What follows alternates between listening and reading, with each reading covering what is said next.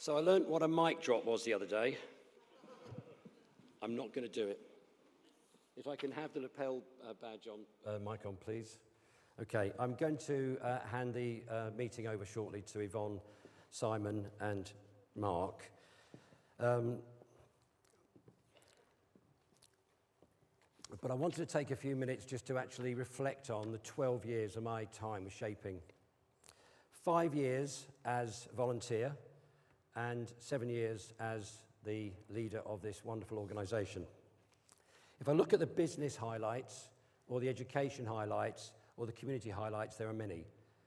In the last 10 years, this city has got 24% more businesses operating than in 2013. 7,800 is a 24% growth in 10 years. That is after closure, that is after COVID, and we've played our part in that, and I'm very proud that we've played our part in that. But what's more important is if you get more businesses, you get more jobs. And in 2013, we had 99,000 people in work, which was only 71% of the eligible population. In 2022, 10 years later, that number's gone up to 112,000, which is 78% of the eligible population. Yes, there's still 22% who aren't working, but we should be very, very proud of what we've done in that business support work over the years. Education, I've talked about it earlier. There are so many highlights, from the apprenticeship bus to the work in schools to the head teacher buddying scheme we did at that time as well. And the community. Goodness knows just how much life we've bred into those programs and how much life you as volunteers have given us and given me. To our partners, the wonderful Colin Wilding's here, and Colin and I sat down 6 years ago, 14 partners. We weren't sure where we were heading at that time, and so we set about on a growth strategy, and with Get Set UK joining on the 1st of February, they are partner number 70 that have joined Shaping Portsmouth, and I'm very proud of what we have all done to make that happen.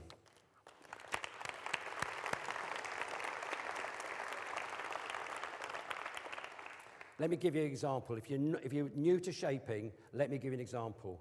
Last year, when we had 27 patrons, we've now got 35, I sent out an email asking for help at around about 3:30 in the afternoon, saying to the 20-odd of you, please, I need some help.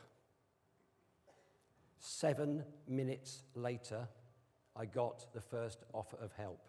7 minutes later.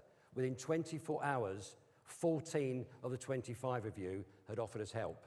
When we wrote a couple of weeks ago about the first aiders we now need on the apprenticeship bus, within 2 days, we almost had to hire a second bus for the first aiders you offered us. You breathe life. You've breathed life and adrenaline to me and my team. And without you, we could not have achieved what we've done. So to every one of you, past and present, and hopefully future, thank you, because what you've done for this city, what you've allowed us to do, has been quite spectacular. To the volunteers, around about 200 of you volunteer your time with us every year. It's around 8,000 hours of your time every year you dedicate.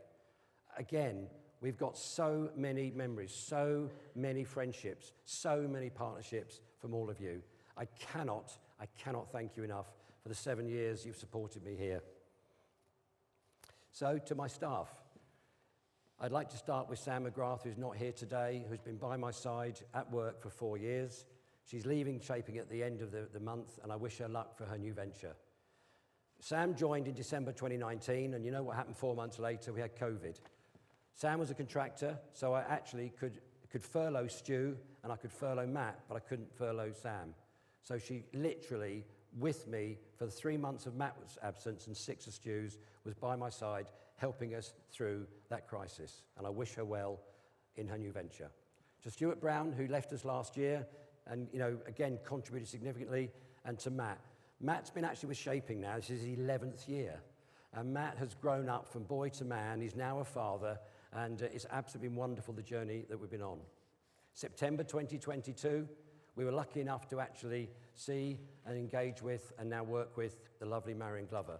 And Marion knows that if her parents are still listening in Nigeria, because we sent them the stream, your daughter is a credit to you and a credit to your family. In May 2023, the brilliant Stef Jones joined us and took over that role of events manager, and you've seen today the quality and the excellence of his work. And then in August, something quite unique happened. This tsunami of personality arrived in the shape of Kirsty Hill, who has just been absolutely wonderful. I cannot have done it without them. I will not, Dave is inheriting a great team, and I know that actually they are going to be committed to the vision and the journey that we've been on. So I'm lucky enough today, one of my other daughters is here, Natalie, and 6 of my very closest friends have come to see what I've been batting on about, all right, for the last 7 years. They've survived me for 7 years. I'm sorry, guys, but thank you very much indeed for coming and doing it. Gemma, my daughter, who has helped for the last 7 years, she is the official chocolate brownie expert as well, I have to say, has given me great support, which leads me to my lovely wife, Liz, who has listened to me, has picked me up when I'm down, has said, no, you're on the right track. And when the phone's rung on a Tuesday or a Friday or a Saturday or a Sunday, she's just said, go on, take it. So to my darling Liz, thank you very much indeed.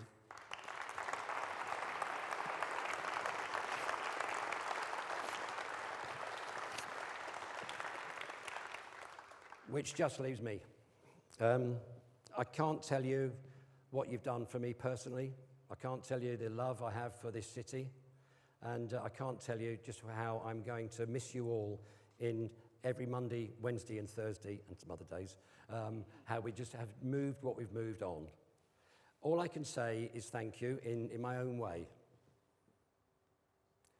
I was born in Stepney, but I was made in Portsmouth.